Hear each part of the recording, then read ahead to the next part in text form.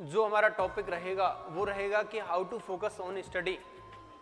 जब भी मैं क्लासेस लेने के लिए कहीं भी जा रहा हूं, किसी भी शहर में जा रहा हूं, तो वहां पर हर बच्चा यही कहता है कि sir how to focus on study, how to focus on study.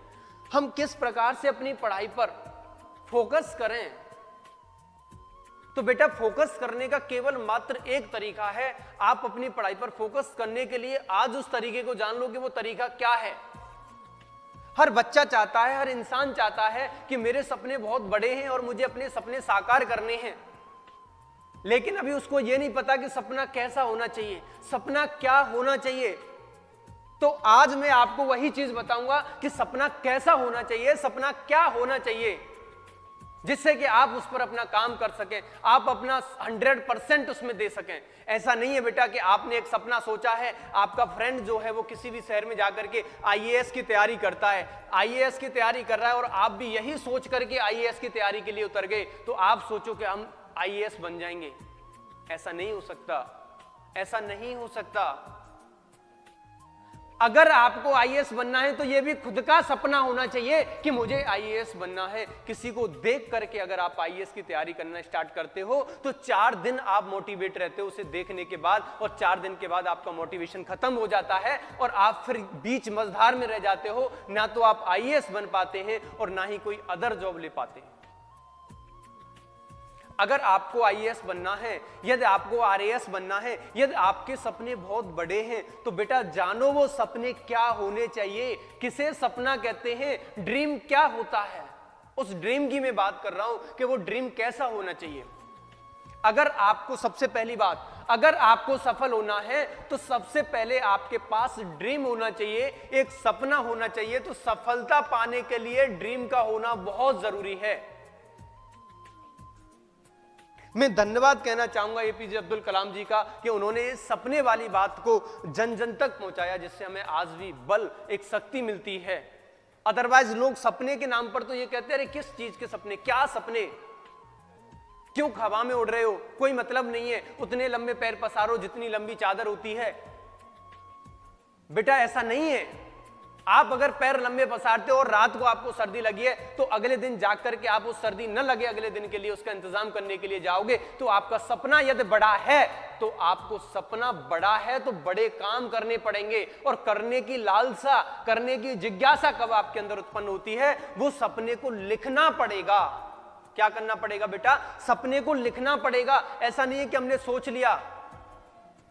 अगर आपको सपना है आपका तो उसे आप लिखिए, आप लिखिए सपने को बेटा, लिखिए। यदि आपने अपना सपना लिखा है तो आप उस पर काम भी करेंगे, उस पर अमल भी करेंगे। उस सपने को कैसे पूरा करना है वो डेली की डेली आपके सबकॉन्शियस माइंड में चीजें जानी चाहिए। कहां जानी चाहिए, सबकॉन्शियस माइंड में चीजें जानी चाहिए।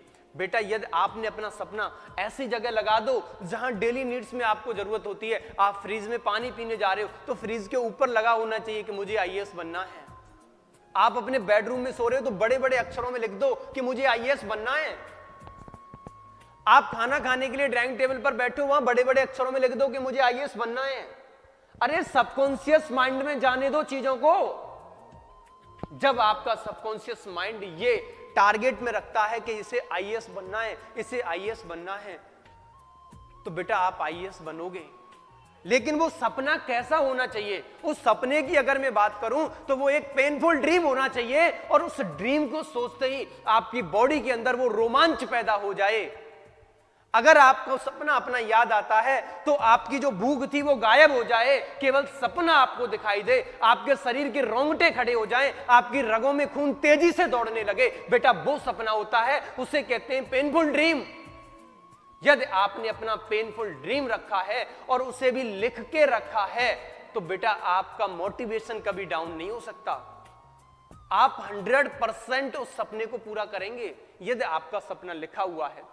तो मैंने क्या बात कही है, आप अपना सपना लिखो, जो भी आपका सपना है। एक पेनफुल ड्रीम होना चाहिए। ड्रीम क्या है, तो ड्रीम होता है बेटा आपका टारगेट, योर नीड्स।